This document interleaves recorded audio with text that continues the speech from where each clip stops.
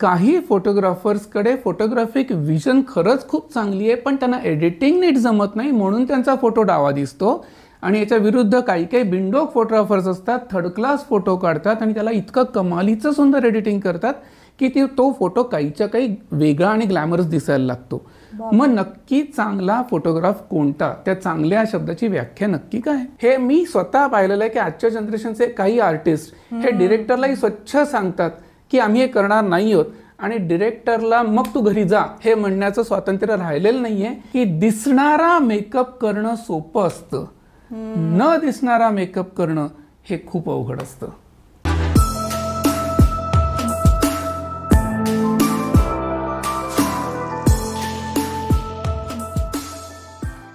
नमस्कार, मिनल कुलकर्णी स्वागत करते तुमचं व्हायब्रंट माइंड पॉडच्या नव्या कोऱ्या आणि सुंदर एपिसोडमध्ये.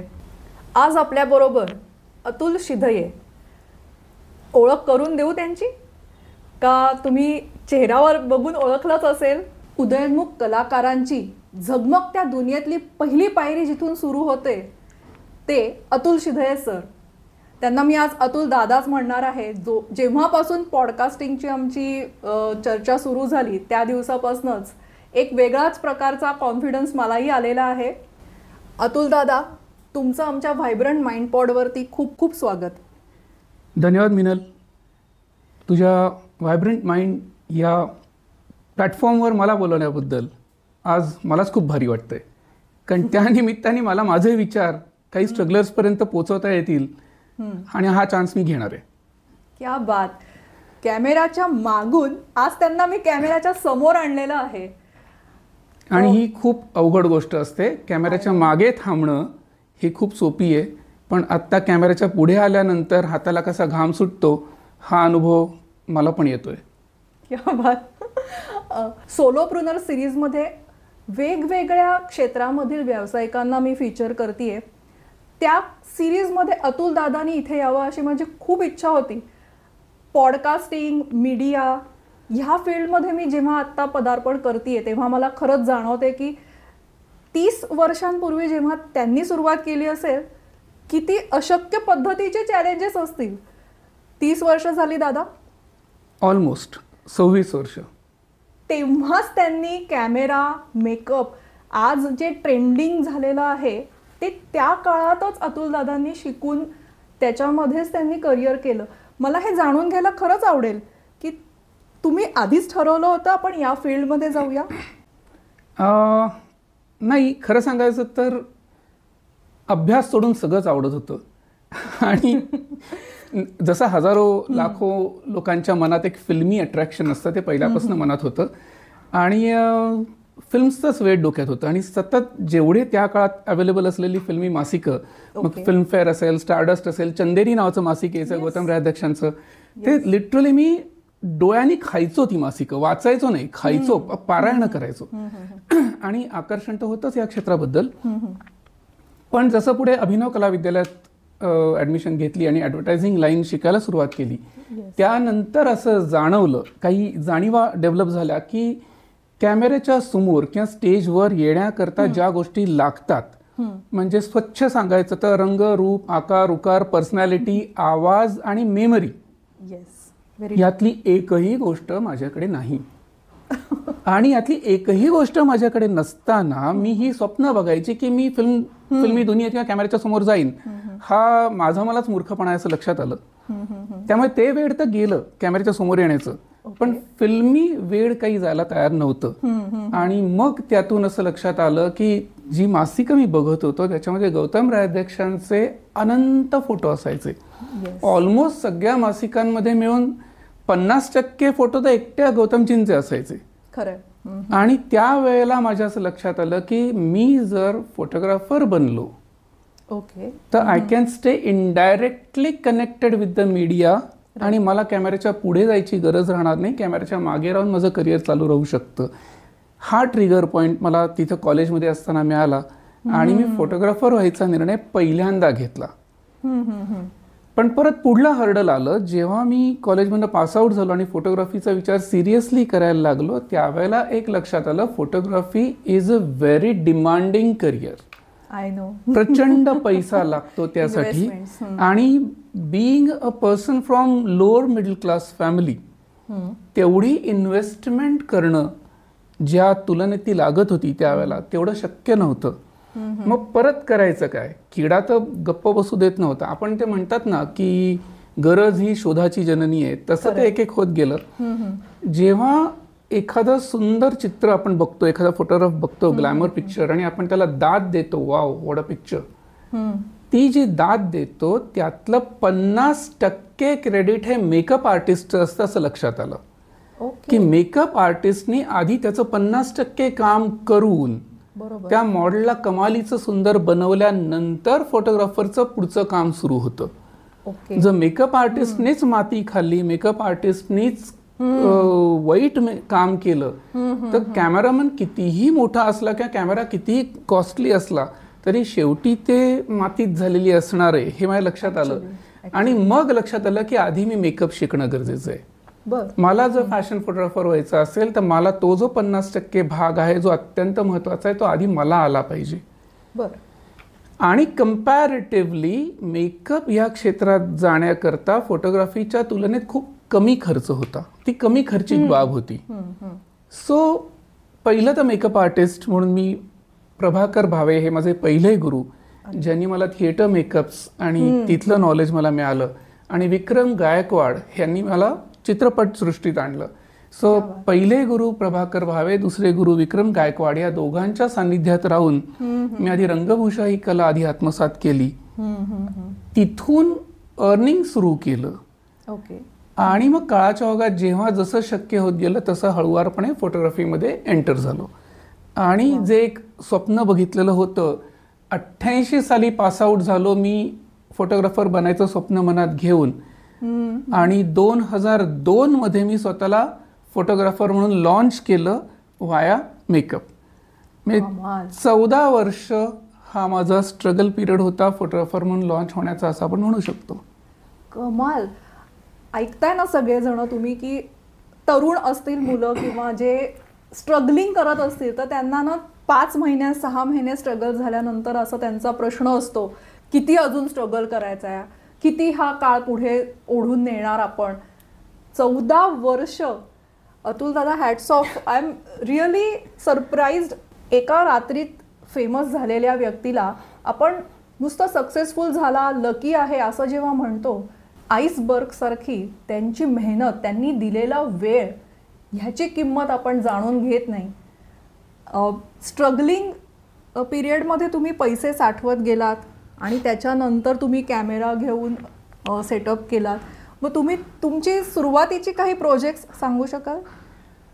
मी पहिलं तर साधारण 96 जानेवारीपर्यंत आय वॉज असिस्टिंग मिस्टर विक्रम गायकवाड.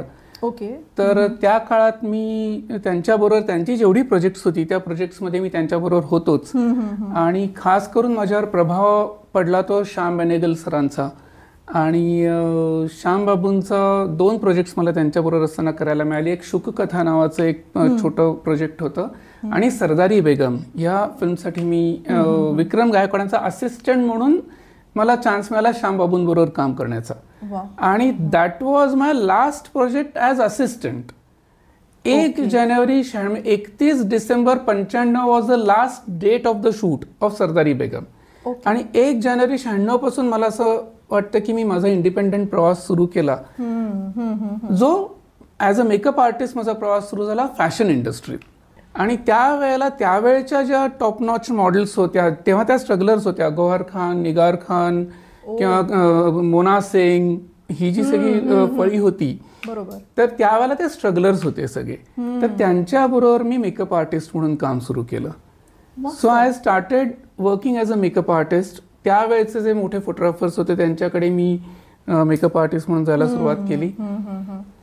तिथून पैसे कमवायला सुरुवात केली. मीनवाईल जाता आता नॅचरोपॅथीचा अभ्यास करून माझं थोडंसं एक क्लिनिक सॉर्ट ऑफ मी सुरू केलं होतं.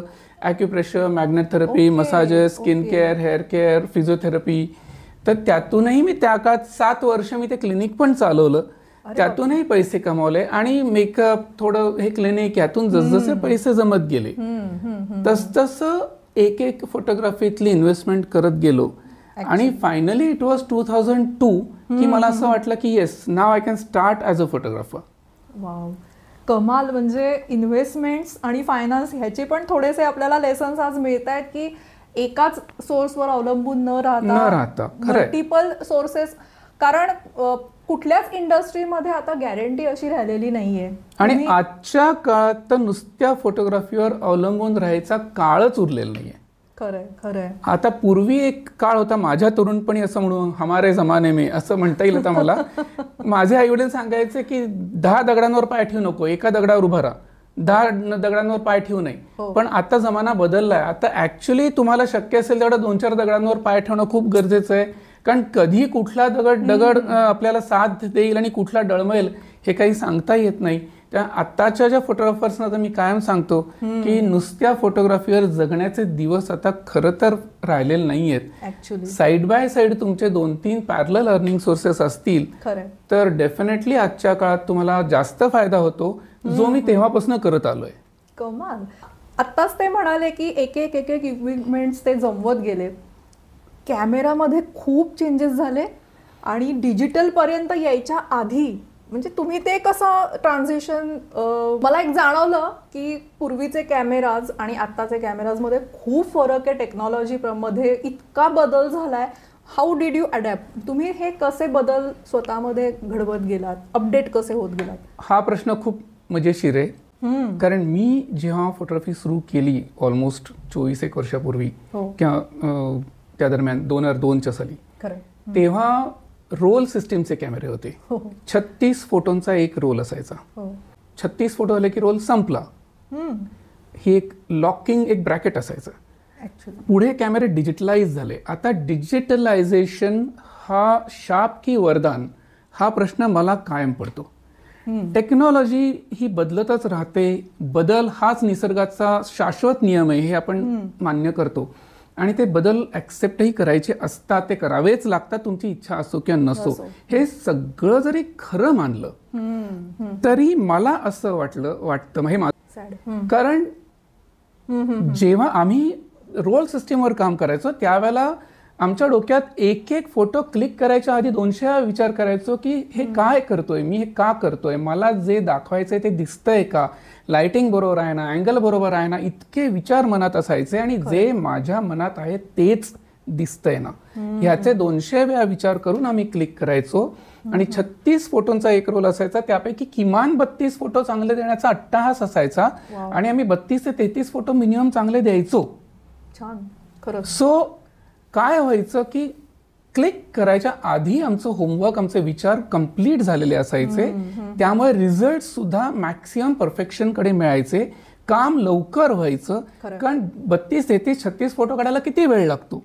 काम लवकर संपायचं. वर्किंग आवर्स कमी असायचे. परफेक्शन जास्त असायचं. जसं कॅमेरा डिजिटलाइज झाला आणि रोल बिल राहिलेच नाहीत तसं लोक मशीन गन सारखा कॅमेरा चालवायला लागले. आधी विचार करण्याची प्रोसिजर तिथेच संपली.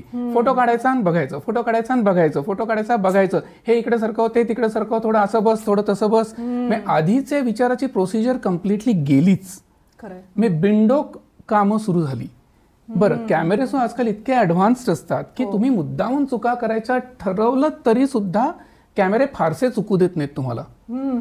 त्यामुळे एका लेवलला क्लॅरिटी आणि क्वालिटी ऑफ द वर्क हे बाय डिफॉल्ट चांगलंच यायला लागलं, तुमची इन्व्हेस्टमेंट चांगली असेल तर.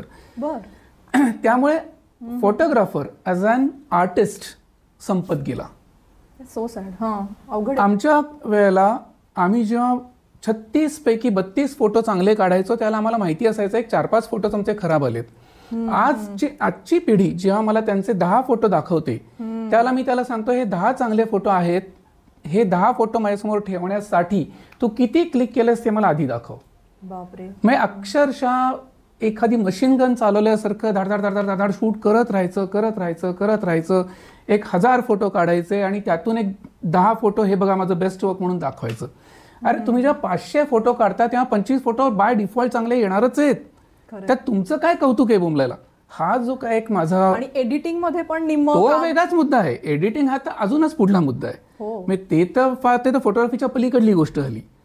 तर मग माझं असं म्हणणं राहतं की बाबा मी तुला काय म्हणून जज करू. तुला फोटोग्राफर म्हणून जज करू का एडिटर म्हणून जज करू?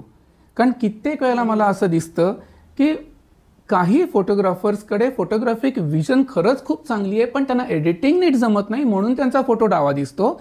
आणि याच्या विरुद्ध काही काही बिंडोक फोटोग्राफर्स असतात, थर्ड क्लास फोटो काढतात आणि त्याला इतकं कमालीचं सुंदर एडिटिंग करतात की तो फोटो काहीच्या काही वेगळा आणि ग्लॅमरस दिसायला लागतो. मग नक्की चांगला फोटोग्राफ कोणता? त्या चांगल्या शब्दाची व्याख्या नक्की काय? खूप सब्जेक्टिव्ह झालं. मग त्यामुळे मला कायम प्रश्न पडतो, मी तुला एडिटर म्हणून जज करायचंय का फोटोग्राफर म्हणून जज करायचंय? मी जर तुला फोटोग्राफर म्हणून जज करायला हवा असेल तर मला नॉन एडिटेड फोटो दाखव आणि ते फोटो जे तू मला दाखवतोयस ते मिळवण्याकरता तू किती क्लिक केलेस ते दाखव. चल, आमच्यासारखा 36 फोटोतनं 32 चांगले काढ हे मी टास्क ठेवत नाही तुझ्यासाठी. मी तुला 50 फोटोंचा टार्गेट देतो. तू 50 फोटोंमधून 10 मला चांगले काढून दाखव. इतकी ब्रॅकेट मी लूज ठेवतो. हे वर्कशॉप म्हणून आपण लॉन्च करूया सर. करायला पाहिजे खरं. नवीन येणाऱ्या लोकांसाठी, नवीन या फील्डमध्ये एंटर करणाऱ्या लोकांसाठी हे एक वर्कशॉपच होऊ शकेल. त्यामुळे हा मुद्दाच राहतो की तू 50 फोटो चांगले काढ आणि त्यातले 50 फोटो काढ आणि त्यातले 10 मला काढून दाखव चांगले, तर मी तुला चांगलं म्हणेन. ते 10 फोटो काढण्यासाठी तुझं 500 फोटो काढून मला दाखवलेस, एवढे मी क्लिक केलंय, तर आय डोंट से की तू बरा फोटोग्राफर आहेस. सो हा जो प्रकार झालाय आता की डिजिटलायझेशनमुळे फोटोग्राफी ॲज अन आर्ट आता मेली. ती राहिली फक्त टेक्नॉलॉजी. ज्याला टेक्नॉलॉजी विकत घ्यायची ऐपत आहे तो स्वतःला फोटोग्राफर म्हणवतो. कुठलाही कॅमेरा हातात घ्यायचा, 50-60 फोटो काढायचे, 200-300 फोटो काढायचे, ते सोशल मीडियावर टाकायचे, त्याला लाईक्स मिळायला लागल्या की झाला धन्य. तो लगेच अमुक फोटोग्राफीचा एक शिक्का तिथे बसतो आणि तो स्वतःला फोटोग्राफर म्हणायला सुरुवात करतो. इतकी सोपी गोष्ट झालेली आता ती. स्पष्ट वक्तेपणा आणि कडक कान उघडणी आज सगळ्यांची होती आहे. आणि ह्या अतुल दादांशी बोलताना खरं मी सुद्धा ह्या फील्डचा किंवा मी सुद्धा ह्याचा अंतरंग जाणून घेऊ शकते. कॅमेरा आणि ह्याच्यात टेक्नॉलॉजीत बदल आता फोनमध्ये पण कॅमेरा असतो, त्याच्याबद्दल तर न बोललेलंच बरं आहे गेस. आणि 30 सेकंदाच्या दुनियेमध्ये आज आम्ही बसून अर्धा तासाचा पॉडकास्ट करतो आहोत. तुमचे काहीही क्वेश्चन्स असतील आणि तुमचे जे काही मतं आहेत या फोटोग्राफी फील्डबद्दल ती सुद्धा आम्हाला ऐकायला आवडतील. एकतर्फी संवाद न होता आज अतुल दादा आणि मी इथे बसून आम्ही जे बोलतो आहोत त्या विषयात तुम्ही सुद्धा खाली कॉमेंट्स करा आणि नवीन फोटोग्राफर्स बरोबर हा पॉडकास्ट नक्की शेअर करा. शहरांबद्दल जसं विचारलं तसं मला ऍक्टर ऍक्ट्रेस बद्दल पण जाणून घ्यायला आवडेल की तुम्ही केलेल्या ह्याच्यामध्ये. आणि एक आपण असं ऐकलेलं असतं ना रिमोटली की थोडे टँट्रम थ्रो करतात वगैरे, तर तुम्ही तर 2 कामं एकत्र होती तुमची, मेकअप पण करायचात आणि फोटोज पण काढायचा. तर असे काही आहेत तुमच्याकडे अनुभव? खूप आहे. आणि नावं न घेता हे अनुभव सांगणं हे तर फारच कॉमेडी आहे. आपण एक सांगतो, मला कोणाची नावं घेऊन कोणाला दुखवायचं नाहीये, पण जसं कॅमेरा हा रोल सिस्टीम कडून डिजिटलाइज झाला तसं ऍक्टर्सच्याही पिढ्या खूप अगदी म्हणजे 360 डिग्रीजमध्ये बदलले आहेत आता. कारण माझं जे करिअर सुरू झालं इनिशियली की जेव्हा अंकुश चौधरी, स्वप्नील असेल, अंकुश असेल किंवा विजय चव्हाण असतील किंवा प्रिया बेर्डे असेल किंवा हे जो माझा काळ होता जेव्हा माझी सुरुवात झाली, तर त्या वेळेचे जे आज खूप मोठे असलेली प्रतिथयश आर्टिस्ट आणि ऍक्टर्स होते त्यांच्याबरोबर काम करणं हे खूप सोपं वाटतं मला आजच्या पिढीपेक्षा. ते खरं तर आजची पिढी खूप कोणी आता पर्सनली घेतलं तर माझ्यावर चपलांचे हार पडतील, पण खूप उथळ पिढी आहे आजची. 2-4 कामं केली की स्वतःला स्टार समजायला लागतात आणि त्यांचे स्टारी टँट्रम्स आणि नखरे सुरू होतात. पण ज्या पिढीबरोबर मी आधीच्या पिढ्यांबरोबर मी कामं केलेत, आज मी इतकी मोठी मोठी नावं अशोक सराफांपासून पार म्हणजे सगळी की विजय चव्हाण असतील, as a sed Bharat Jadhav असेल, तर ती लोक खूप एक्सपेरिमेंटिव्ह होती. म्हणजे त्या वेळेला एक असं होतं की director is a captain of the ship. बरोबर. आणि डिरेक्टर जे सांगेल ते ऐकलं जायचं.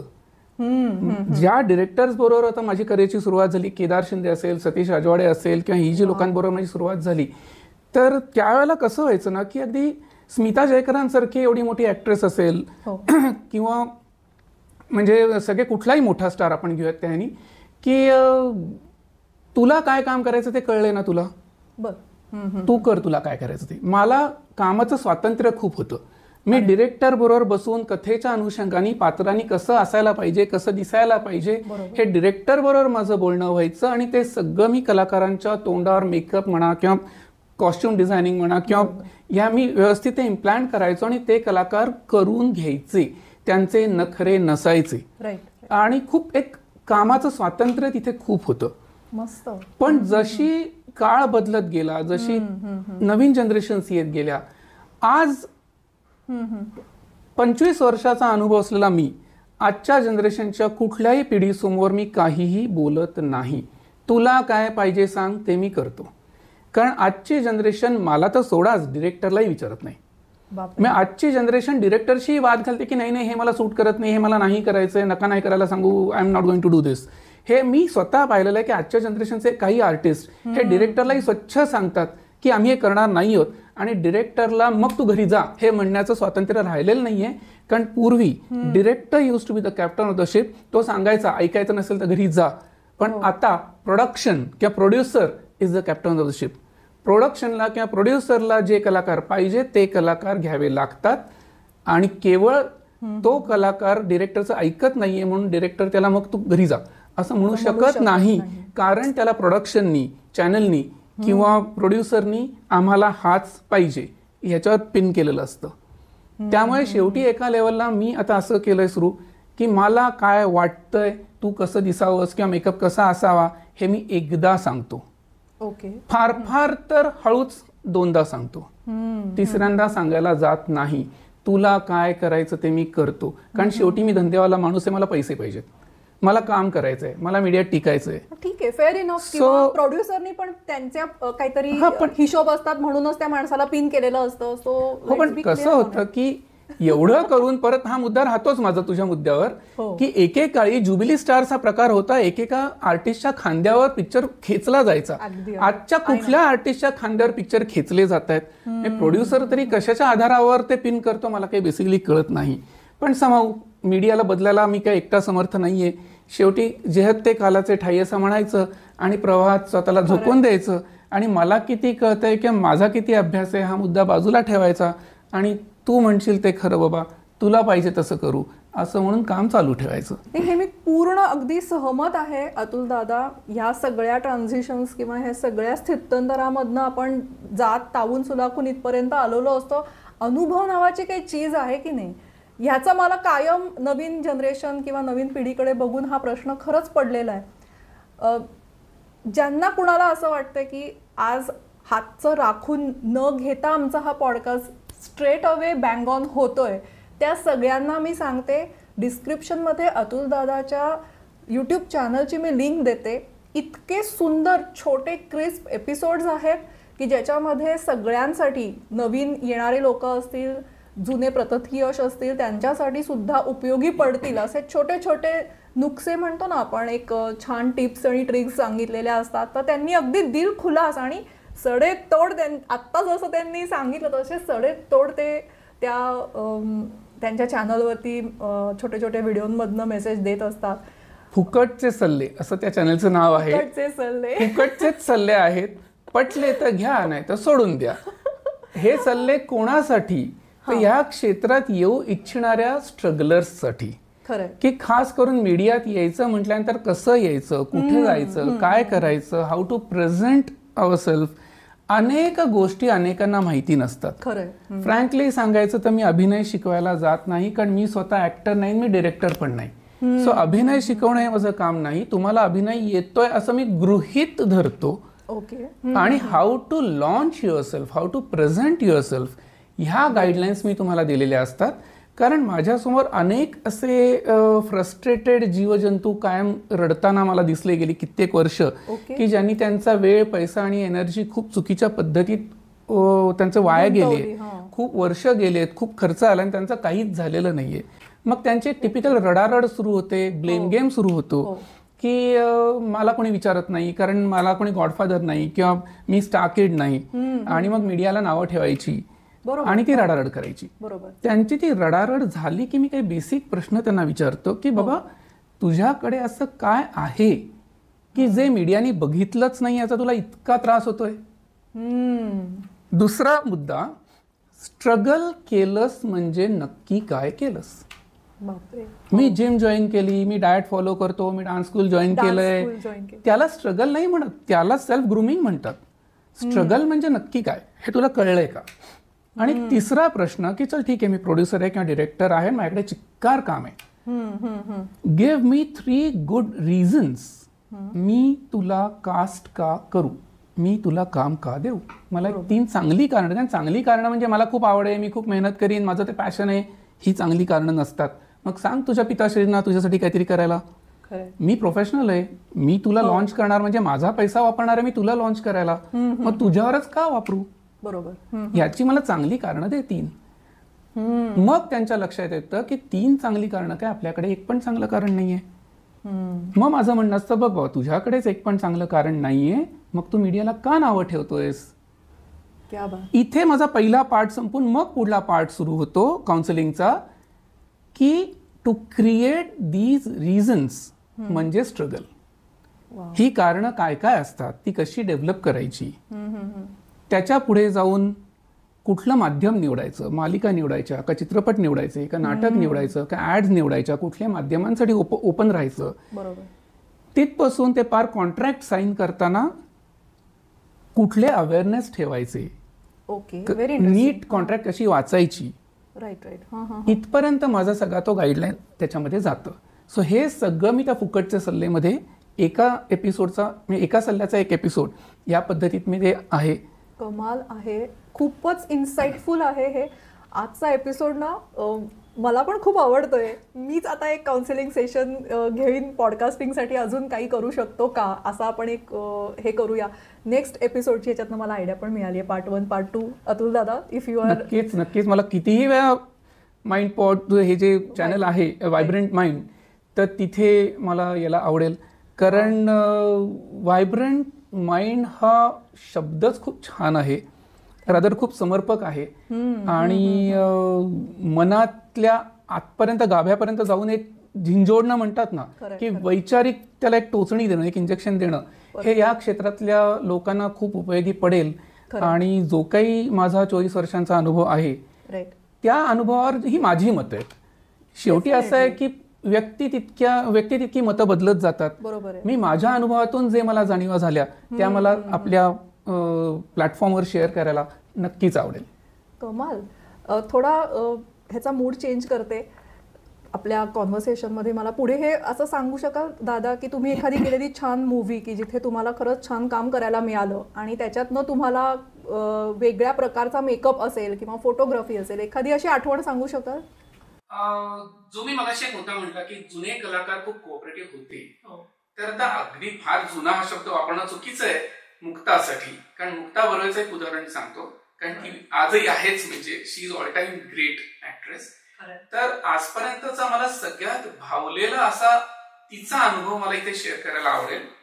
मुक्ता बरोबर मी आतापर्यंत 4 प्रोजेक्ट्स केलेली आहेत आणि तिचे एक सवय आहे की ती कॅमेरा मेकअप रूम मध्ये येऊन बसली माझ्यासमोर खुर्चीत की कानात ते तिचे काय इयरपॉड्स घालते, फोनवर गाणी लावते आणि तिचं काय ते चालू राहतं. असं ती बघत पण नाही मी मेकअप काय करतोय किंवा कसा करतोय किंवा तिचं काही लक्ष नसतं. सगळा मेकअप झाला की ती उठणार आणि ओके डन असं ना आरशात बघणार स्वतःकडे आणि निघून जाणार. तर मुंबई पार्ट 2 जेव्हा मी करत होतो तर त्याला जनरल मी तिला एकदा म्हटलं की अगं मुक्ता, म्हटलं तुला जर काही चेंजेस अपेक्षित असतील, काही पटलं नाही तर सांग बरं का मला, आपण चेंज करूयात ते, तर सांग तुला काय नाही पटलं तर, असं मी तिला म्हटलं. तर त्याच्यावर तिने माझ्याकडे एकटं बघितलं, म्हणली का सांगू, तू जर मला ऍक्टिंग मधलं काहीतरी सांगायला लागलास तर मी ऐकणार आहे का तुझं, मग मी तुला मेकअप मधलं का सांगू. You are a makeup artist, तू डिरेक्टर बरोबर म्हणजे सतीश बरोबर बोललेला आहेस, सतीशला काय पाहिजे ते तुला कळलेलं आहे, तुला कळलंय यावर माझा विश्वास आहे. माझं काम आहे सेटवर गेल्यावर अभिनय करणं, ते मी करेन. तुझं काम जर कमी जास्त काही 19-20 असेल आणि पटलं नाही तर सतीश किंवा कॅमेरामन तुला सांगेल, बरोबर, मी का सांगावं. So you are the master, you do your best. एवढंच ती मला बोलली आणि माझा तिच्याबद्दलचा रिस्पेक्ट काहीच्या काही वाढला. आणि हा जो विश्वास आहे कलाकारांचा दुसऱ्या कलाकारावर म्हणजे माझ्यावर किंवा स्वतःच्या कामावरचा विश्वास, हा जो विश्वास आहे तो मला आजच्या जनरेशनमध्ये कुठेतरी हल्लेला दिसतो. मला कळत नाही आजच्या कलाकारांचा स्वतःवर विश्वास नसतो का, डिरेक्टरवर विश्वास नसतो का, माझ्यावर विश्वास नसतो. I don't know, but they are not flexible. They stick to what they want and they make you do what they want. हा प्रकार आणि मी मुक्ताचं नाव मी आवर्जून घेईन. किती छान आठवण आहे ही. Mukta is all time favourite. आता जी नावं अतुल दादांनी घेतली ना ती माझ्या जनरेशनला तर खूप रिलेट होणार आहे. म्हणजे मी पण एक 2 मिनिटं नॉस्टॅल्जिक झाले. Mumbai Pune Mumbai one of the favourite actress also. Mukta तू हे ऐकत असशील तर हाय फॅन मोमेंट. खूप चित्रपटांमध्ये बरेच वेगवेगळे प्रयोग मेकअपचे मला करायला मिळाले की जसं 3.5 मध्ये कुरळे नाव दाखवलं होतं, त्या तिघांचं तर कुरळ्या केसांचे वेग लावा, किंवा गैर चित्रपटामध्ये संदीप कुलकर्णी याचा निगेटिव्ह रोल होता आणि संदीप कुलकर्णींना 32 दिवसाच्या शूटिंगमध्ये रोज त्यांना कम्प्लीट क्रेपेरची एक स्टेबल दाढी लावणं आणि ग्रे कलरच्या लेन्सेस लावणं हा प्रकार मी केला होता. आणि त्यांचं एक लुक बदलणं, थोडं निगेटिव्ह शेड त्यातून जी उठून आली बाहेर, ते केलं होतं. किंवा असे अनेक चित्रपट आहेत माझे की जिथे मला काही किंवा जत्रासारख्या चित्रपटामध्ये कानोळे की त्यांच्या कानावर केस असणं, किंवा हे जे काही प्रकार होते किंवा 2 भरत जाधव, 2 सिद्धार्थ जाधव, मग त्या दोन्ही भरत आणि सिद्धार्थचं डिफरन्सिएशन करणं, 2 कानोळे. तर हे जे काही मजा आली होती काम करायला, तर ती त्या कलाकारांनी कोऑपरेट केलं होतं आणि मला मुक्त स्वातंत्र्य दिलं होतं, म्हणूनच मला ते करता आलं. So credit goes to Kedar Shinde and those artist. कारण इट्स अ टीम वर्क. मी एकटा ते क्रेडिट घेऊच शकत नाही, कारण त्या कलाकारांनी मला त्या ज्या गोष्टी करायला मुक्त स्वातंत्र्य दिलं नसतं तर मला त्या गोष्टी करताच आल्या नसत्या. तर ह्या सगळ्या माझ्या वाटचालीत एक मेकअप जो मी केला, जो मला कोणी विचारलं सगळ्यात अवघड मेकअप माझा कुठला, तो मेकअप अवघड असूनही तो अननोटिस्ड गेला. मला अवॉर्ड मिळणं तर हा मुद्दा सोडाच, तो कोणाच्या लक्षात पण नाही आला की अवघड आहे. कोणता? मुंबई पुणे मुंबई पार्ट 1. आता कोणी म्हणेल मुंबई पुणे मुंबई पार्ट 1 मध्ये आहे काय? मुक्ता सेम, काही गेटअप नाहीये, काही मेकअप नाहीये, सिंपल साधी मुलगी दिसते, सिंपल साधा मुलगा दिसतो. आणि काय त्यात एवढं अवघड काय होतं? तर अवघड हे होतं की तो चित्रपटाची ती कथा जी आहे ती सकाळी 10च्या दरम्यान सुरू होते आणि संध्याकाळी 6च्या दरम्यान संपते. एका दिवसाचा चित्रपट, एका दिवसाचा प्रवास त्या दोघांचा. तो चित्रपट आम्ही 5 महिने शूट करत होतो आणि 5 महिन्यात फक्त 20 दिवस शूट केलंय. तो चित्रपट 20 दिवसात संपलाय, पण ते 20 दिवस 5 महिने तुकडे पडले होते त्याचे. त्यामुळे 2 शूटच्या मध्ये खूप गॅप जात होती. आणि तरीही कुठेही मेकअपच्या कंटिन्युटी मध्ये जग बसलेलं नाहीये. मुक्ता त्याला आउटडोर शूट्स पण करत होती, वेगवेगळे प्रोजेक्ट्स करत होती, ज्याचा तिच्या स्किन टोनवर परिणाम होत होता.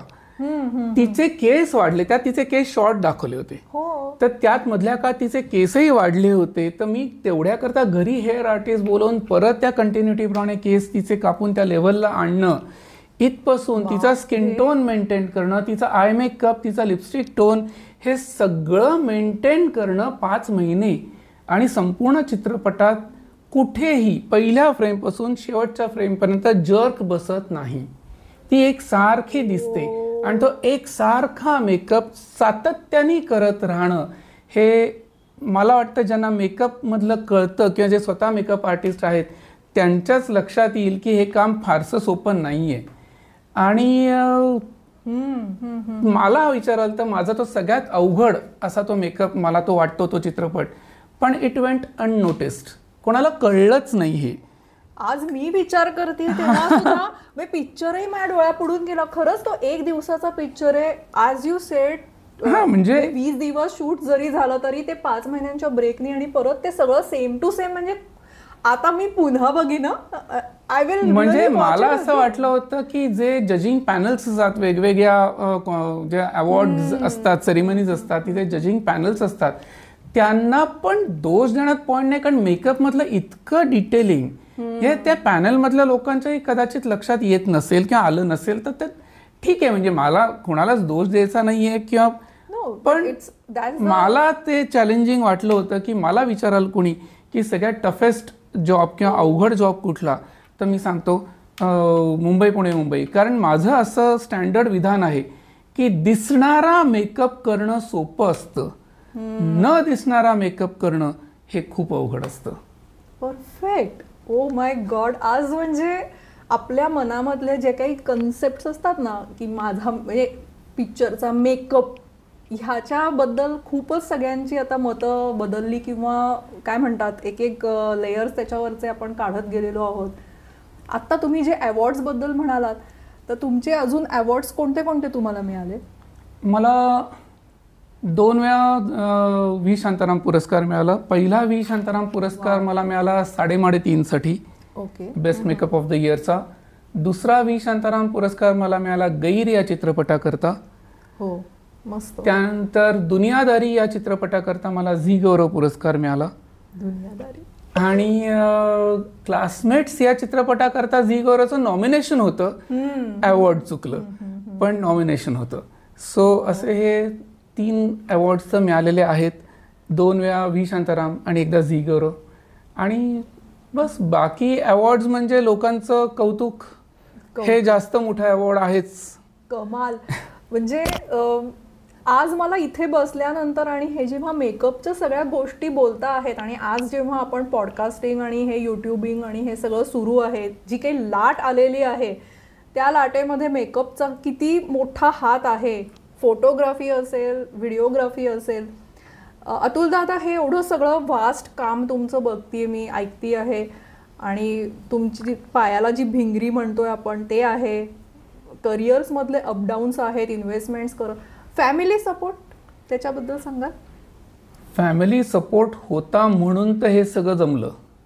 ॲक्च्युली मी फ्रँकली सांगायचं तर आई वडिलांनी तर सपोर्ट केलाच पहिल्यापासून. म्हणजे वडिलांनी किंवा आई आमच्या 7 पिढ्यांमध्ये कोणी, मी आईच्या माहेरी आणि आईच्या सासरी दोन्ही खानदानांमध्ये 7 पिढ्यांमध्ये कोणी या क्षेत्रात आलं नव्हतं. तर तरी सुद्धा ही एक वेगळी पायवाट चालू द्यायची परमिशन, चालायची परमिशन मला घरनं मिळाली. माझे वडील आणि आई. अनेकांनी काही निगेटिव्ह कमेंट्स केल्या की मुलगा फिल्म लाईनला चाललाय तर बिघडेल, व्यसनी होईल, अमकं डमकं, भीती दाखवणं. त्यावेळेला माझ्या आईवडिलांनी जो माझ्यावर विश्वास दाखवला की तू जा कर, तुला काय पाहिजे ते, हे तर डेफिनेटली मोठं होतं. पण त्याही पेक्षा मोठं किंवा मी तितकंच महत्त्वानी नाव घेईन ते म्हणजे माझी बायको, की तिने सगळ्यात मोठा सपोर्ट मला केला. की फिल्म इंडस्ट्री मधलं करिअर हे खूप बेभरोशी असतं. कधी खूप काम, कधी नो काम, कधी खूप काम, कधी नो काम. हा जो एक पेंड्युलम असतो तो सतत आम्ही त्या पेंड्युलमवर बसलेलो असतो. आणि मिळाले तर बदाबदा काम आणि पैसे मिळतात, नाही तर खूप दिवस नुसते खिसे उलटे होऊन फाटायची वेळ येते. आणि ह्या सगळ्या प्रकारांमध्ये माझ्या बायकोने जी काही साथ दिली, मी स्टेबल नोकरी करते तू लढ, हा जो काय माझ्या बायकोनी मला सपोर्ट केला हा मला वाटतं खूप महत्त्वाचा होता.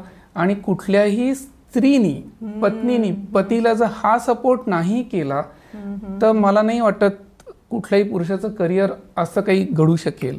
सो माझी फॅमिली, जी माझी वडील, माझी आई आणि माझी बायको, हे तर डेफिनेटली माझे 3 पिलर्स आहेत.